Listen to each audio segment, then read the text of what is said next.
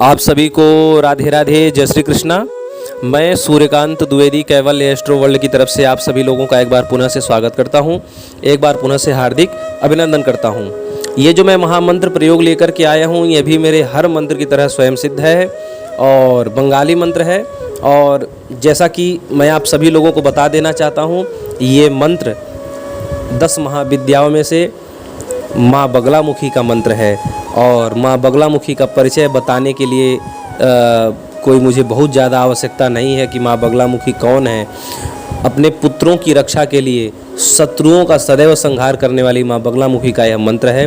मंत्र स्वयं सिद्ध है, लेकिन आप सभी लोगों को मैं बता दूं कि ये मंत्र मेरे चैनल पर इस प्रकार का पहली बार ये वीडियो जा रहा है। बड़े ही विश्वास के साथ और बड़े ही आप सभी लोगों के ऊपर भरोसा करके मैं ये मंत्र दे रहा हूँ। और क्यों दे रहा हूँ ये भी मैं आपको बता देता हूँ। मेरे ही चैनल के कई सारे ऐसे दर्शक हैं जो इस प्रकार का मंत्र मांग रहे थे। उन लोगों को ऐसी परेशानियाँ बहुत थी। हमारे चैनल के कोई ऐसे दर्शक हैं जो कह रहे थे कि हमारे घर का ही कोई व्यक्ति है और हमारे ही घर की इज्जत पर हाथ डाल रहा है, यानी कि उनके बहन बेटी या बहू या जो भी हो उस पर बुरी दृष्टि डाल रहा है, ऐसे दुष्ट को सबक सिखाने के लिए। और बहुत सारे दर्शक ऐसे कह रहे थे कि कोई उसमें से ऐसे बता रहा था कि हमारा ही शत्रु है, रोज़ हमको बंदूक की धमकी देता है, ऐसे वैसे।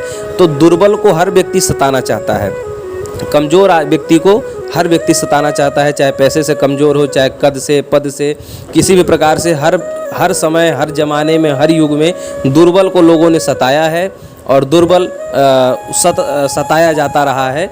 तो ये स्थिति अब न होने पाए। जिन लोगों को इस प्रकार की परेशानियां हैं, शत्रुओं से, दुश्मनों से, दुष्टों से, बहुत सारे ऐसे पड़ोसी होते हैं जो आपके कुछ नहीं, किसी प्रकार की नहीं, लेकिन जानबूझ के दुश्मनी निकालते हैं। तो ऐसे इन सभी प्रकार के दुश्मनों को सबक सिखाने के लिए यह महामंत्र है। तंत्र में इस प्रकार के बहुत सारे मंत्र हैं, जिसमें से यह एक मंत्र मैं आप सभी लोगों को देने जा रहा हूं। हमारे गुरुदेव की कृपा से इस प्रकार के बहुत सारे मंत्र हम लोगों को प्राप्त हैं, मुझे भी प्राप्त है, हमारे बहुत सारे गुरु भाइयों को भी प्राप्त है। लेकिन उसमें से एक कड़ी, एक टुकड़ा मैं आप सभी लोगों को देने जा रहा हूं। लेकिन आप सभी लोग इसका गलत प्रयोग बिल्कुल मत करिएगा। जो गलत प्रयोग करेगा वो दंड का भागी स्वयं होगा। माँ बगलामुखी उसको भी नहीं छोड़ेगी, क्योंकि बहुत खूंखार मंत्र है। ठीक है, अब मैं आपको बता देता हूँ इसकी प्रयोग विधि। प्रयोग विधि क्या है कि सबसे पहले इसके फ़ायदे बता देता हूँ। जो भी आपका दुश्मन होगा, ये शत्रु उच्चाटन है। उच्चाटन होने के बाद, उच्चाटन का मतलब होता है मन उचट जाना, यानी किसी चीज़ से मन हट जाना। उसका मन अपने घर में रहने के लिए भी नहीं करेगा।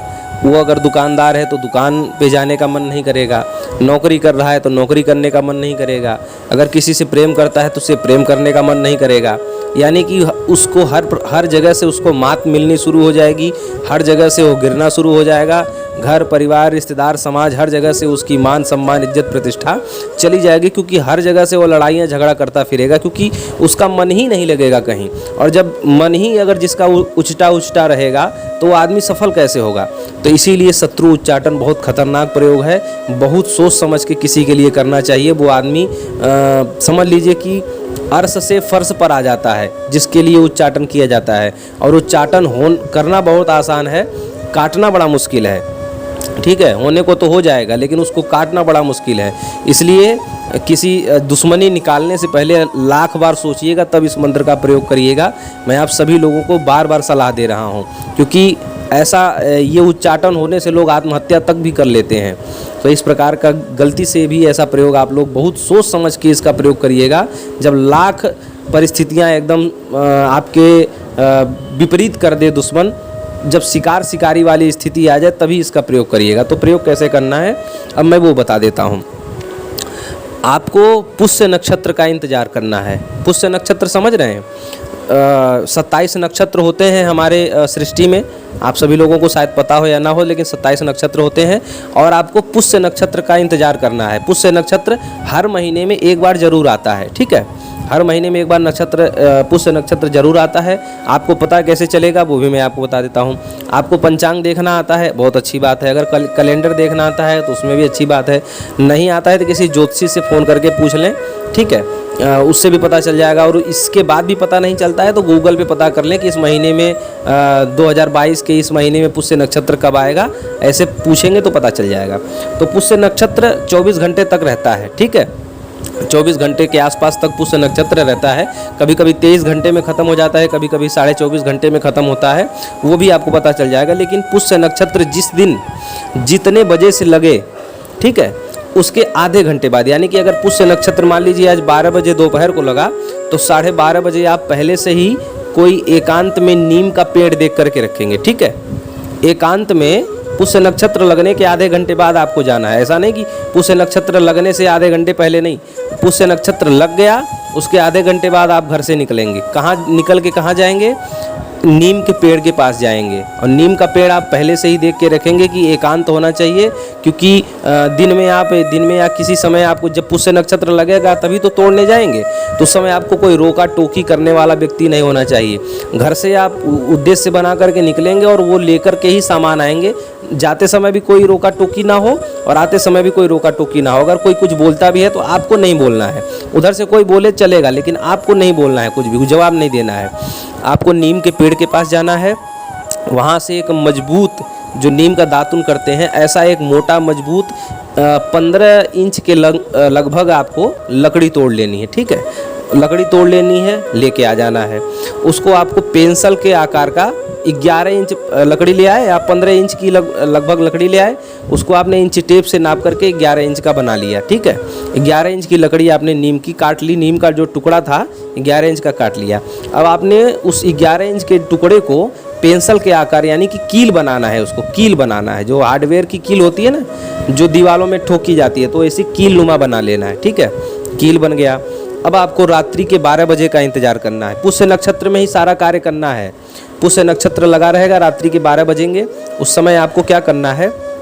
पीला आसन, पीला वस्त्र और हल्दी की माला, जो हल्दी के गांठों की माला होती है वो बाज़ार में मिल जाती है। ये सारी सामग्री आपको इकट्ठा कर लेना है। सरसों के तेल का दीपक जला लेना है, दक्षिण मुख करके बैठ जाना है और एक बार मंत्र पढ़ना है, और एक बार उस जो नीम का आपने कीला बनाया है उसके ऊपर फूंक मारना है। और इस मंत्र में बीच में अमुक और अमुकी शब्द आया है।